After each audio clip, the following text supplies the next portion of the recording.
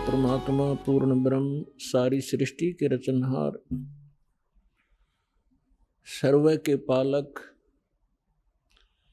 पूर्ण ब्रह्म कबीर परमेश्वर जी की असीम रजा से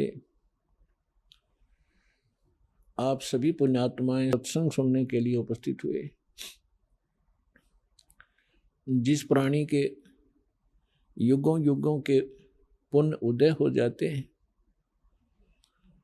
उसी पुण्यात्मा को ऐसा शुभ स्थान प्राप्त होता है, उसी को सत्संग मिलता है, उसी को सतगुरु प्राप्त होते हैं। जैसा कि श्रीमद् भगवत गीता अध्याय नंबर 7 के श्लोक नंबर 12 से लेकर 15 तक गीता ज्ञानदाता जो श्री कृष्ण जी में प्रवेश करके बोल रहा है, वो काल भगवान ब्रह्म 21 ब्रह्मांड का प्रभु, जिसको सरपुरुष भी कहते हैं, वो कह रहा कि अर्जुन, जो इन तीनों गुणों की रजगुण ब्रह्मा, सतगुण विष्णु, तमगुण शिव जी तक की साधनाएं करते हैं, ये अपना जीवन नाश कर रहे हैं। और इनके विषय में फिर आगे कहा है कि जिनकी बुद्धि इस त्रिगुणमयी माया अर्थात इन्हीं भगवानों से मिलने वाले क्षणिक लाभ पर आश्रित हो गए हैं, टिक गए हैं, दृढ़ हो गए हैं, वो अपना जीवन नाश कर जाते हैं, क्योंकि उनके अंदर ये 4 गुण उपस्थित हो जाते हैं। राक्षस स्वभाव को धारण किए हुए, मनुष्यों में नीच, दूषित कर्म करने वाले मूर्ख, यानी इन भगवानों की तीनों गुणों युक्त रजगुण ब्रह्मा जी, सतगुण विष्णु, तमगुण शिव जी की साधना करने वालों को गीता जी के अंदर श्री गीता ज्ञानदाता ने कहा है कि ये राक्षस स्वभाव को धारण किए हुए मनुष्यों में नीच दूषित कर्म करने वाले ये मूर्ख मेरी साधना भी नहीं करते, यानी ब्रह्म तक भी नहीं इनकी बुद्धि पहुंची। फिर अपनी साधना करने वालों के विषय में बताया है कि जो मेरी भक्ति करते हैं वो 4 प्रकार के, अर्थार्थी, आर्त, जिज्ञासु और ज्ञानी। अर्थार्थी तो वो होते हैं जो केवल धन लाभ के लिए अनुष्ठान किया करते हैं, घर में घना धन हो जा, लाभ हो बिजनेस में, इस आधार से जो केवल वेदों के आधार से, वेद मंत्रों के आधार से जो साधना करते हैं, अनुष्ठान करते हैं धन प्राप्ति के लिए, धनी होने के लिए, वो भी मेरे ही उपासक हैं, क्योंकि वो आन उपासना नहीं करते, अन्य देवी देवता की पूजा वो नहीं करते, लेकिन वो भी अपना उद्देश्य भूल चुके हैं।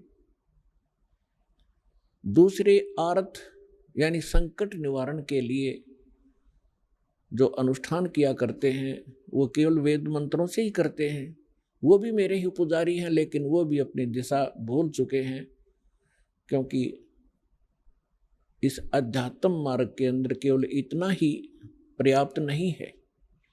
फिर तीसरे जिज्ञासु बताए हैं। जिज्ञासु वो कर्महीन प्राणी होते हैं जो घर से निकलते हैं परमात्मा प्राप्ति के लिए, घर भी त्याग देते हैं, आगे जैसे भी उनको गुरु मिलते हैं उनसे ज्ञान ग्रहण कर लेते हैं, और ज्ञान ग्रहण करके वक्ता बन जाते हैं, प्रभुता की भूख बन जाती है उनके अंदर। उस ऊट पटांग ज्ञान से लाखों लोगों को डुबो जाते हैं और स्वयं भी डूब जाते हैं। ये तीनों रिजेक्ट किए हैं गीता ज्ञानदाता ने कि ये अच्छे, ये साधक ठीक नहीं। चौथे ज्ञानी बताए हैं। ज्ञानी वो प्राणी होते हैं जिनको ये ज्ञान हो गया कि जैसे परमात्मा की वाणी माता है, मानुष जन्म दुर्लभ है, ये मिलन बारंबार, तरवर से पत्ता टूट गिरे, वो बोर न लगता डर, मानुष जन्म पाए कर जो नहीं रटे हरि नाम, जैसे कुआ जल बिना भाई बनवाया क्या काम। अब उनको ये ज्ञान हो गया कि मनुष्य जीवन का जो मूल कर्तव्य है मूल उद्देश्य है केवल परमात्मा प्राप्ति, सत साधना करना और मोक्ष करवाना होता है। उनको दूसरे ये भी ज्ञान हो जाता है ज्ञानी को कि पूर्ण मोक्ष पूर्ण परमात्मा से ही होता है, इन अन्य देवताओं से नहीं होता। ब्रह्मा विष्णु महेश या अन्य उपासना जो करते हैं किसी देवी देवता की, इनसे मोक्ष संभव नहीं है। उनको ये भी ज्ञान हो चुका है,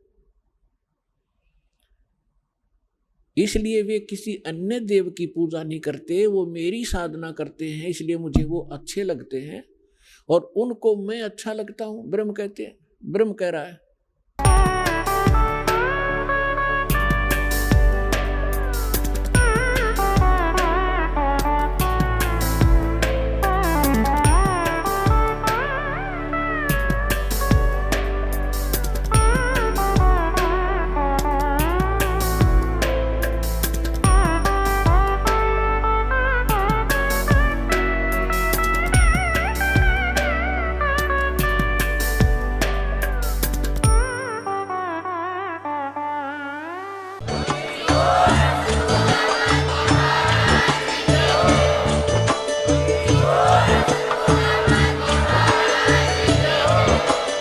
आप सुन रहे थे जगत गुरु तत्वदर्शी संत रामपाल जी महाराज जी के मंगल प्रवचन। अधिक जानकारी के लिए विजिट कीजिए हमारी वेबसाइट www.jagatgururampalji.org। संत रामपाल जी महाराज जी के शुभ आशीर्वाद से पूरे विश्व भर में 500 से भी ज्यादा नाम दीक्षा केंद्र हैं, जिन पर संत रामपाल जी महाराज जी द्वारा ऑनलाइन निशुल्क नाम दीक्षा दी जा रही है। अपने नजदीकी नाम दीक्षा केंद्र का पता करने के लिए संपर्क करें 8222880541।